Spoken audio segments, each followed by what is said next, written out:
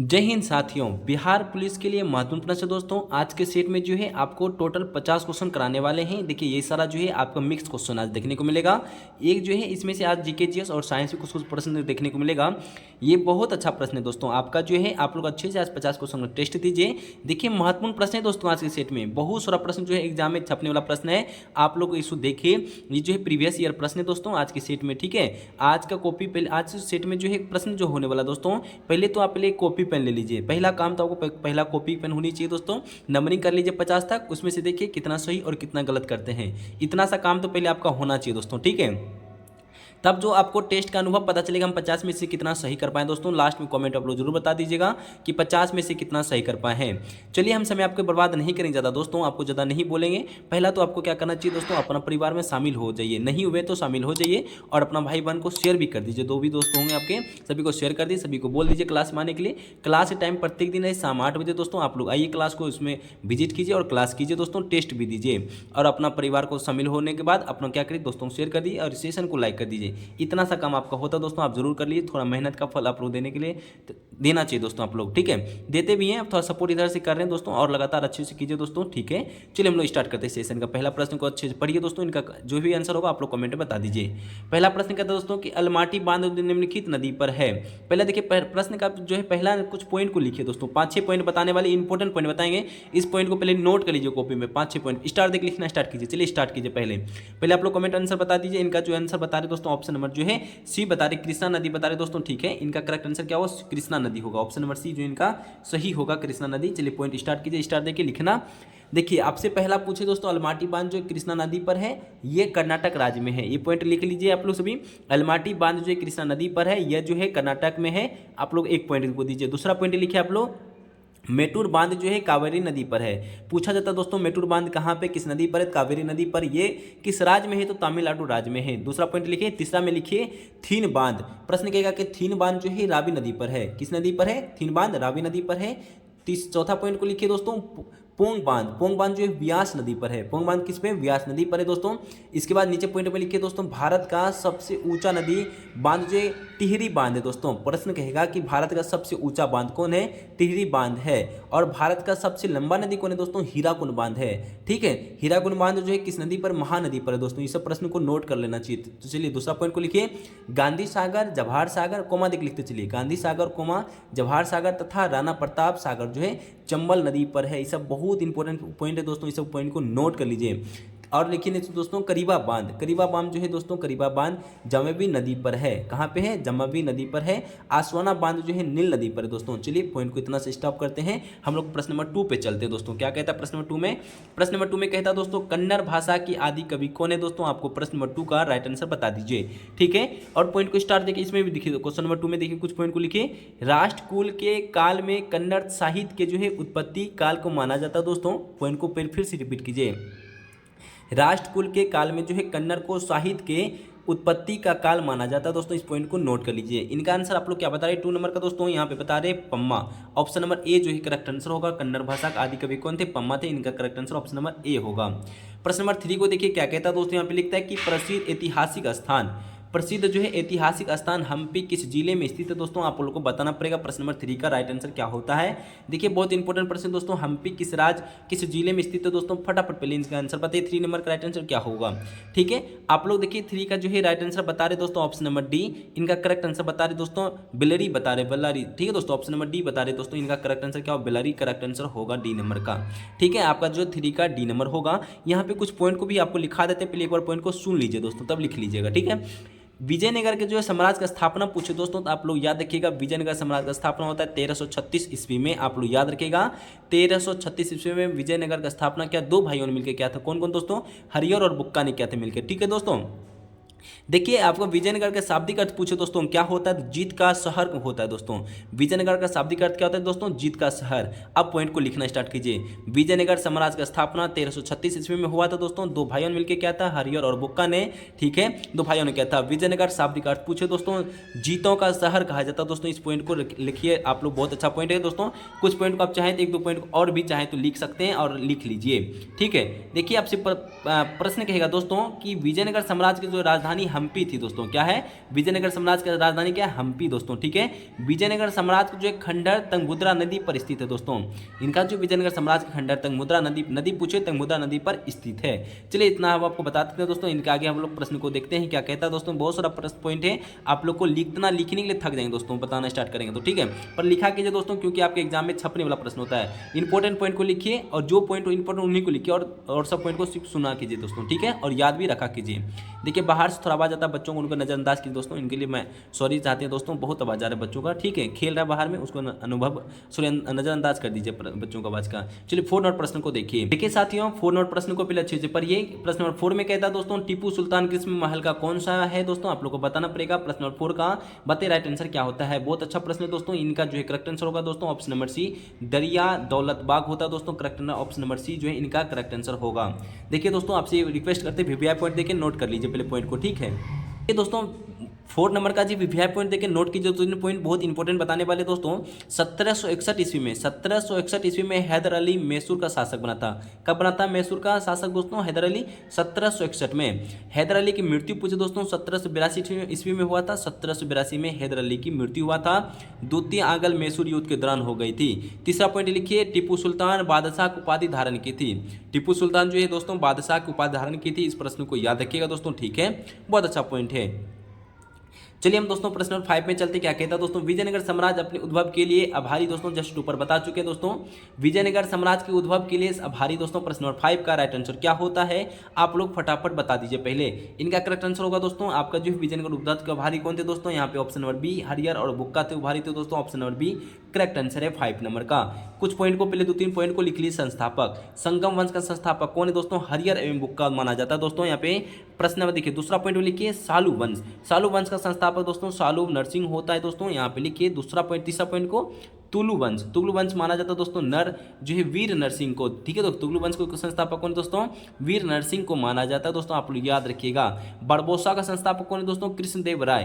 कृष्णदेव राय कौन है, बरबोसा का दोस्तों। ठीक है, इस प्रश्न को याद रखिएगा। चलिए प्रश्न नंबर 6 को हम लोग चलते हैं। क्या कहता है दोस्तों, यहाँ पे लिखता है कि निम्नलिखित में से कौन से विख्यात बांसुरी वादक है दोस्तों। बहुत इंपॉर्टेंट प्रश्न है, इसको वीवीआई देके गोल कर लीजिए स्टार देके। ठीक है, इनका जो है करेक्ट आंसर होगा दोस्तों हरिप्रसाद चौरसिया दोस्तों। Option number D correct answer होता है दोस्तों। यहाँ पे याद रखिए हरिप्रसाद चौरसिया जो है इनका जो है करेक्ट आंसर होगा। विख्यात बांसुरी वादक थे दोस्तों। इस प्रश्न को नोट कर लीजिए और वीवीआई दे दीजिए। बहुत अच्छा प्रश्न पूछा भी जाएगा दोस्तों, हर बार पूछा जाता है दोस्तों प्रश्न नंबर 6 का। ठीक है, आप लोग याद रखिएगा दोस्तों। यहाँ पे चाहे तो 1-2 वंश को आपको, चलिए इनको आगे हम प्रश्न नंबर 7 में चलते दोस्तों। क्या कहता है प्रश्न नंबर 7 को देख लीजिए दोस्तों। यहाँ क्या कहता है, लिखता है कि दोस्तों महान कवि रविन्द्रनाथ टैगोर एक महान चित्रकार के रूप में उभरे जब उनकी आयु लगभग कितना था। आपसे आयु पूछा जाए दोस्तों। प्रश्न नंबर 7 राइट आंसर क्या होता है, जो है 17 वर्ष के लगभग में थे। उनका जो है लगभग कितने वर्ष थे उनका आयु, 17 वर्ष थे दोस्तों। ये इनका जो है correct answer option number D होगा दोस्तों। यहाँ पे लिखता है 8 नंबर प्रश्न में, निम्न में से कौन एक मीन है दोस्तों। निम्नलिखित जो पूछा था दोस्तों, निम्न में से कौन एक मीन है दोस्तों। प्रश्न नंबर 8 का राइट आंसर बता दीजिए। इनका जो है फ्लाइंग फिश होता है दोस्तों। यहाँ पे देख लीजिए option number C correct answer होगा 8 नंबर का। ठीक है, इनका correct answer option number C होगा। प्रश्न नंबर 9 को एक बार देख लीजिए दोस्तों। लिखता है यहाँ पे, हम या तो भारत का आजाद करेंगे अथवा यह प्रयास में अपनी जान दे देंगे, यह नारा किसका है दोस्तों। ये प्रश्न का देखिए आप फटाफट बता दीजिए दोस्तों। लिखता है प्रश्न 9 में जो है लिखता है यहाँ पे कि हम या तो भारत को आजाद करेंगे अथवा यह प्रयास अपनी जान दे देंगे, इसका नारा क्या है, जो यह नारा किसका है दोस्तों। प्रश्न नंबर 9 का राइट आंसर बता दीजिए फटाफट। इनका जो है करेक्ट आंसर होगा महात्मा गांधी का नारा था। ऑप्शन नंबर 1 करेक्ट आंसर होगा। ठीक है दोस्तों, इनका जो है करेक्ट आंसर ऑप्शन नंबर ए होगा। सेशन अच्छा लगा प्लीज एक लाइक कर दीजिए, सेशन जरूर शेयर कर दिए अपनी भाई बहन को दोस्तों। ठीक है, प्रश्न नंबर 10 को देख लीजिए। क्या कहता है दोस्तों, यहाँ लिखता है INS सिंधु रक्षक जो है क्या है दोस्तों। यहाँ पे 10 नंबर प्रश्न का राइट आंसर बता दीजिए फटाफट। देखिए इनका करेक्ट आंसर होगा दोस्तों ऑप्शन नंबर सी, भारतीय नौसेना का पनडुब्बी है दोस्तों। यहाँ पे correct answer option number C होगा दोस्तों। ठीक है, प्रश्न कहता है कि INS सिंधु जो है रक्षक क्या है दोस्तों। यहाँ पे करेक्ट आंसर होगा सी नंबर, भारतीय नौसेना का पनडुब्बी है दोस्तों। ठीक है, देखिए चलिए 11 नंबर प्रश्न को देख लीजिए दोस्तों। यहाँ पे 11 नंबर प्रश्न में क्या कहता है, 11 में लिखते हैं यहाँ पे दोस्तों कि जर्मनी का मिस्टर एकहर्ट पुरस्कार किसे प्रदान किया गया था दोस्तों। 11 नंबर का राइट आंसर क्या होता है फटाफट बताते चलिए दोस्तों। कम समय में ज्यादा क्वेश्चन पढ़ने की कोशिश कीजिए दोस्तों। इनका जो है अमर्त्य सेन को ऑप्शन नंबर बी जो है पुरस्कार दिया गया था दोस्तों। ऑप्शन नंबर अमर्त्य सेन को दोस्तों। यहाँ पे option number B correct answer होगा। ठीक है। यहाँ पे देखिए 12 नंबर प्रश्न को देखिए क्या कहता है दोस्तों, लिखता है दोस्तों कि सुमन वाला जो है कौन से खेल भारत का प्रतिनिधित्व करती दोस्तों। यहाँ पे प्रश्न को 12 नंबर प्रश्न को बता दीजिए दोस्तों। यहाँ जो महिला हॉकी का प्रतिनिधित्व करती है दोस्तों, option number B correct answer होगा। ठीक है, इनका करेक्ट आंसर क्या होगा दोस्तों, option number B correct answer होगा। महिला हॉकी से प्रतिनिधित्व करती है सुमन वाला। ठीक है दोस्तों, देखिए 13 प्रश्न को देख लीजिए क्या कहता है दोस्तों। यहाँ पे लिखता है कि 11वीं शताब्दी के आरंभ में भारत पर किसने आक्रमण किया था दोस्तों, आप लोग को बताना चाहिए। 30 नंबर का करेक्ट आंसर क्या होता है, फटाफट बता दिए दोस्तों। ठीक है, 11वीं शताब्दी में जो है आरंभ भारत पर किसने आक्रमण किया था दोस्तों, आप सभी को पता होगा, Mohammad Ghaznavi. Option number C correct answer होगा। सभी का आंसर जो ऑप्शन नंबर सी दे रहे दोस्तों, सभी का सही आ रहा है दोस्तों। प्रश्न नंबर 14 को देखिए, सारा वीवीआई प्रश्न है दोस्तों, पूछा जाएगा एग्जाम में। ठीक है, प्रश्न नंबर 14 में कहता है दोस्तों, समवर्ती सूची पहली बार लागू की गई थी दोस्तों, कब किया गया था, आप लोग फटाफट बता दीजिए। 14 का राइट आंसर क्या होता है। देखिए साथियों, आप सभी पता है भारत सरकार दिन 1935 में जो है समवर्ती सूची लागू की गई थी दोस्तों। Option number B correct answer होगा इनका दोस्तों। ठीक है, ऑप्शन नंबर बी जो इनका करेक्ट आंसर होगा दोस्तों, आप लोग फटाफट याद रखिए दोस्तों। ठीक है, कुछ प्रश्नों को चाहें तो आप नोट भी कर सकते हैं दोस्तों। यहाँ पे 14 प्रश्न का नोट करना स्टार्ट कर दीजिए। हम आपको कॉपी फटाफट पहले खोल लीजिए, आपको हम कुछ बताने की कोशिश करते हैं। ठीक है, फटाफट एक लाइन से बताना चाह रहे हैं, तो फटाफट पहले कॉपी में नोट कीजिए। महमूद गजनवी ने भारत पर आक्रमण जो किया था दोस्तों 1001 ईस्वी में शाही राजा जयपाल के विरुद्ध। ठीक है दोस्तों, जयपाल उस टाइम जो है पराजय हुआ था दोस्तों, जयपाल का क्या था दोस्तों, वहां पे हार हुई थी। ठीक है, प्रश्न को फिर रिपीट करते हैं। महमूद गजनवी ने भारत पर जो है पहला आक्रमण 1001 ईस्वी में शाही राजा जयपाल के विरुद्ध जयपाल की पराजय की थी दोस्तों, आप लोग याद रखिएगा। देखिए पिछले प्रश्न को 13 के प्रश्न को बता रहे दोस्तों, आपको मिस्टेक हो गया था, आप लोग नोट कर लीजिए पहले।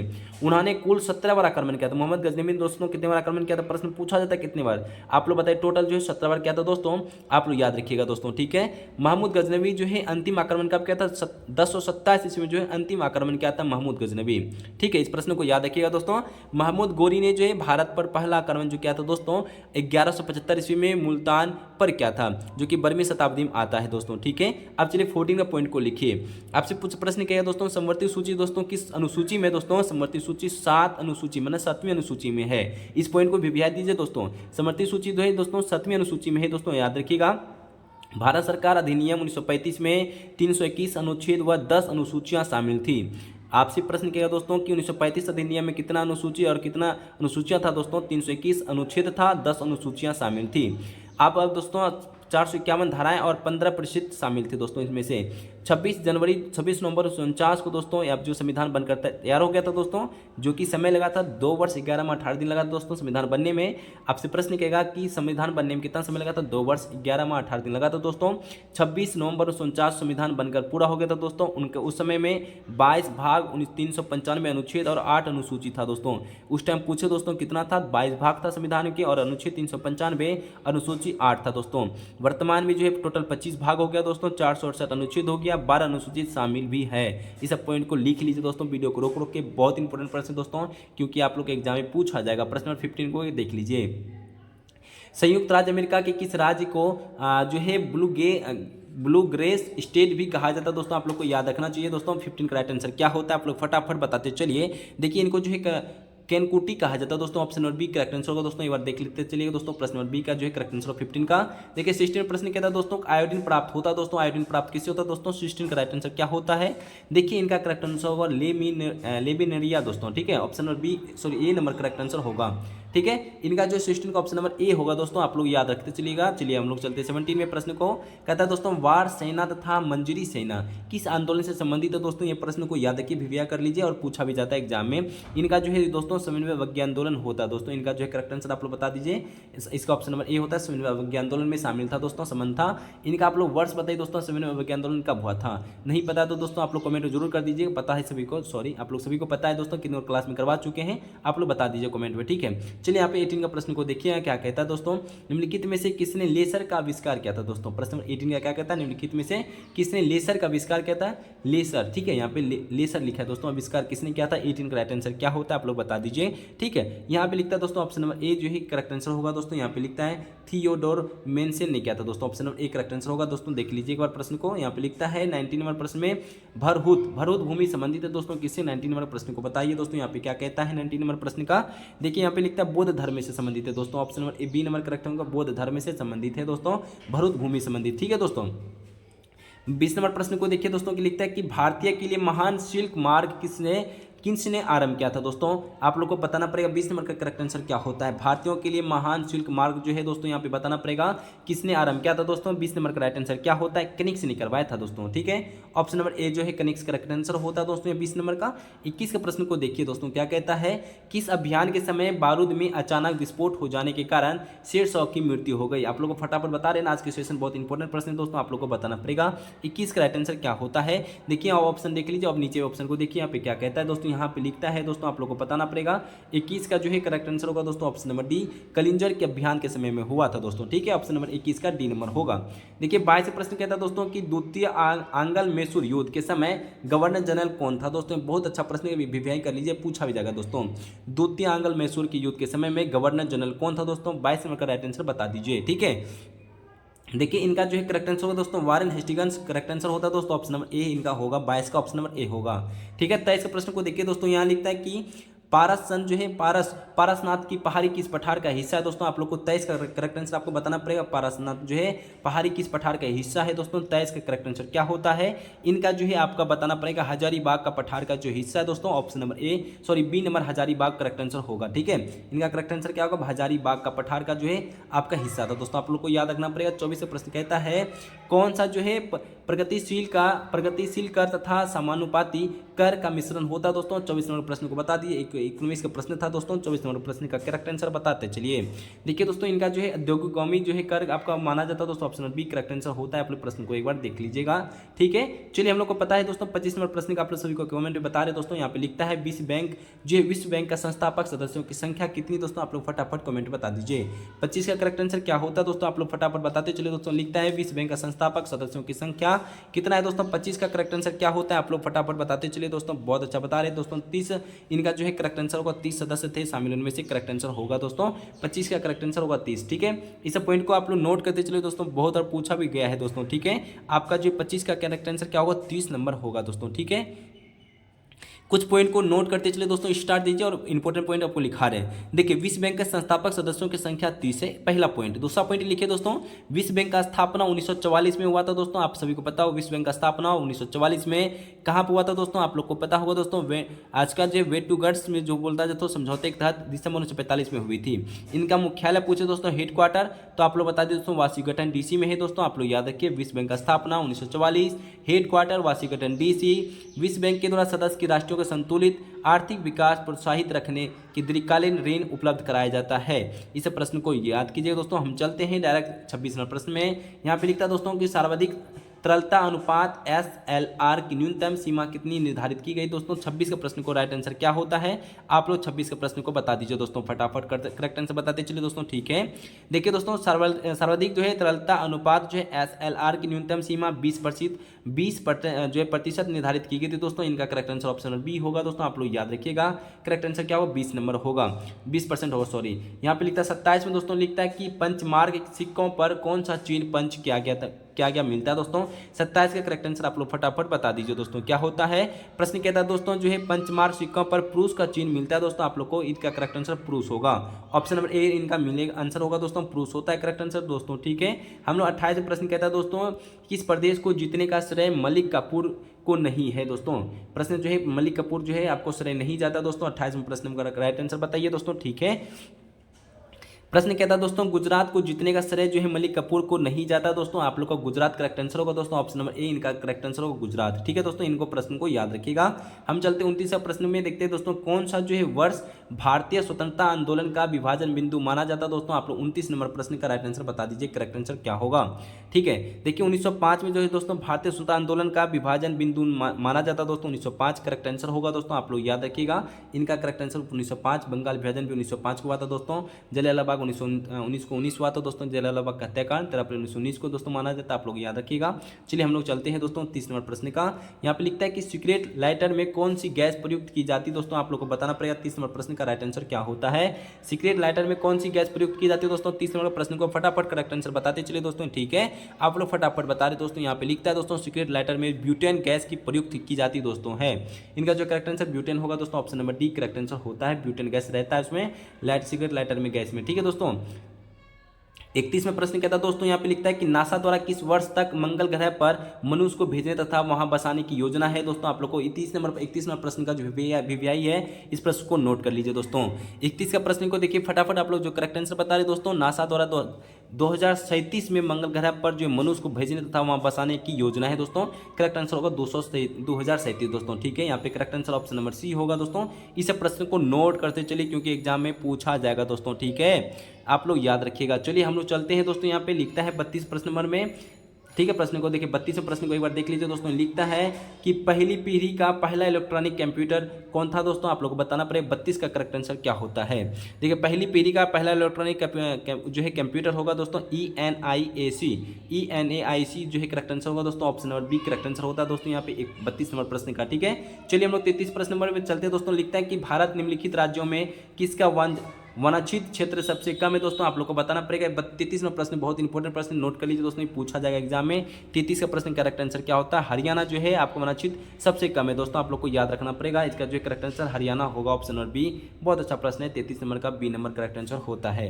ठीक है, 34 प्रश्न को देखिए दोस्तों क्या कहता है। यहाँ पे लिखता है कि फ्यूचर्स बाजार क्या है दोस्तों, यहाँ पे 34 नंबर प्रश्न को बताना पड़ेगा। फ्यूचर बाजार पूछा जाए दोस्तों।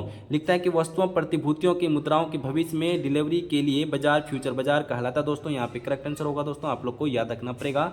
इनका जो है आपका जो है ऑप्शन नंबर सी नंबर होता है दोस्तों, आप लोग याद रखिएगा। वस्तुओं के प्रतिभूतियां मुद्राओं की भविष्य डिलीवरी के लिए बाजार जो है दोस्तों, इनका करेक्ट आंसर सी नंबर होगा। 35 प्रश्न देखिए यहाँ पे लिखता है दोस्तों, मुद्रास्फीति जो है मुद्रास्फीति को किस उपाय द्वारा नियंत्रित किया जा सकता है दोस्तों। 35 का करेक्ट आंसर क्या होता है दोस्तों, आप लोग बता दीजिए 35 का करेक्ट आंसर क्या होता है।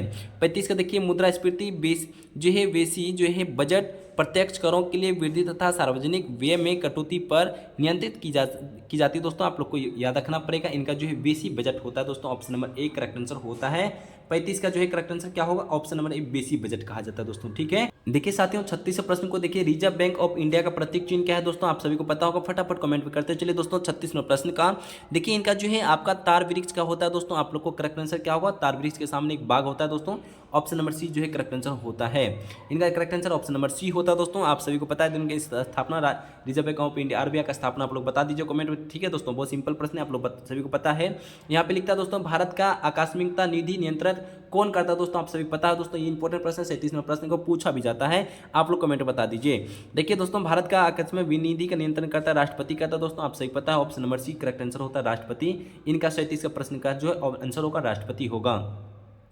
यहाँ लिखता है 38 में दोस्तों, शारदा एक्ट जो है उद्देश्य की कुर्ती की अंत करना था दोस्तों, आप लोग को 38 का राइट आंसर बताना पड़ेगा, करेक्ट आंसर क्या होता है।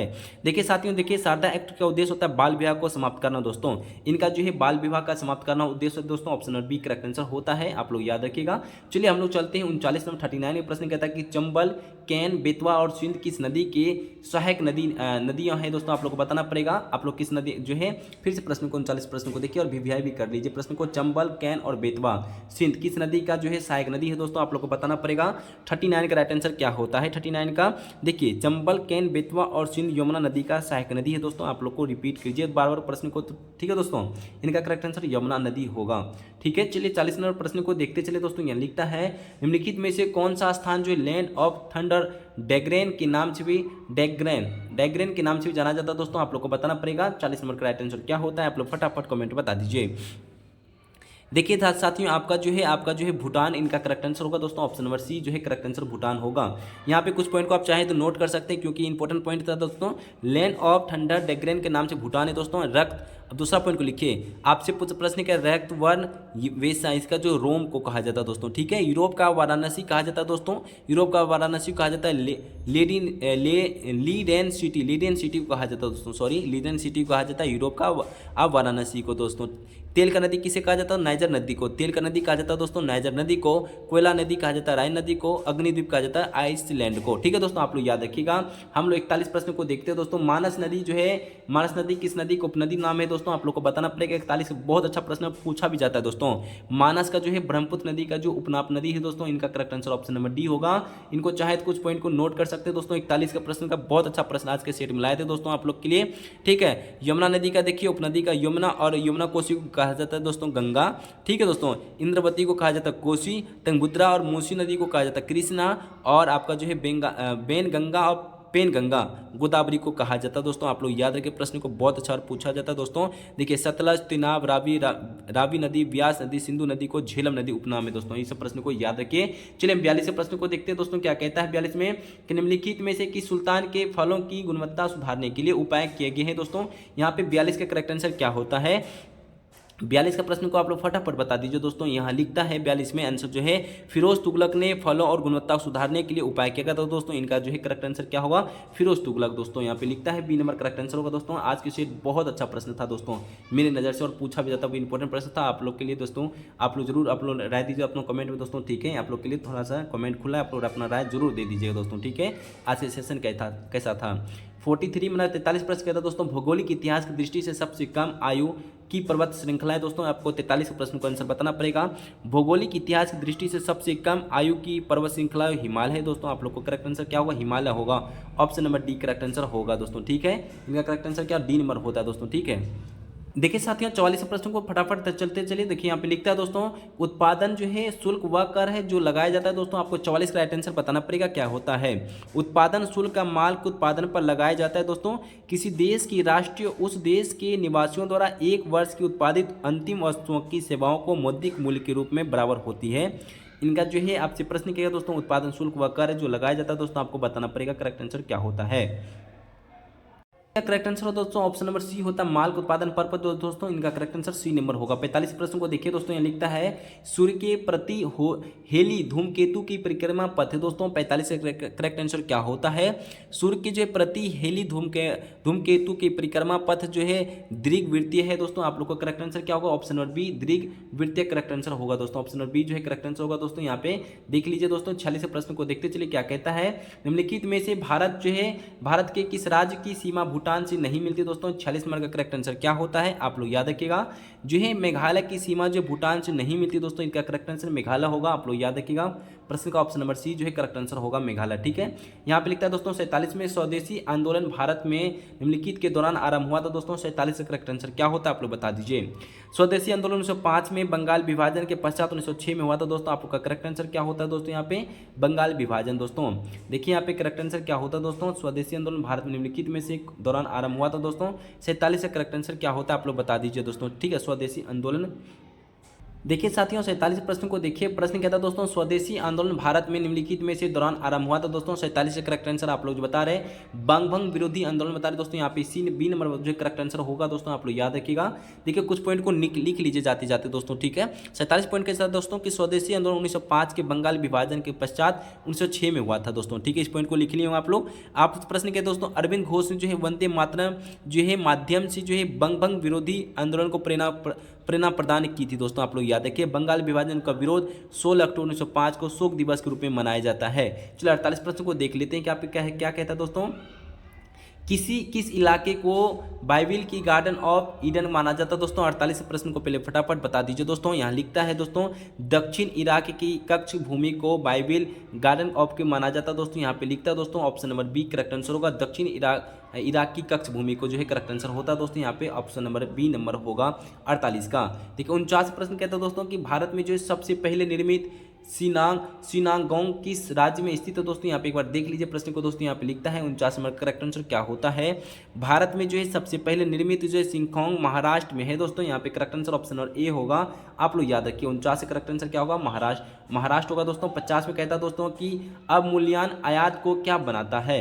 50 नंबर करेक्ट आंसर क्या होता है दोस्तों, अवमूल्यन आयात को क्या बनाता है दोस्तों। 50 से करेक्ट आंसर होता है दोस्तों, भारत में जो है दोस्तों अवमूल्यन आयात को महंगा बनाता है दोस्तों। यहाँ पे करेक्ट आंसर क्या होगा, आपको महंगा होगा दोस्तों, कॉस्टली। ऑप्शन नंबर डी होगा दोस्तों। आप लोग याद रखिएगा 50 का ऑप्शन नंबर डी होगा।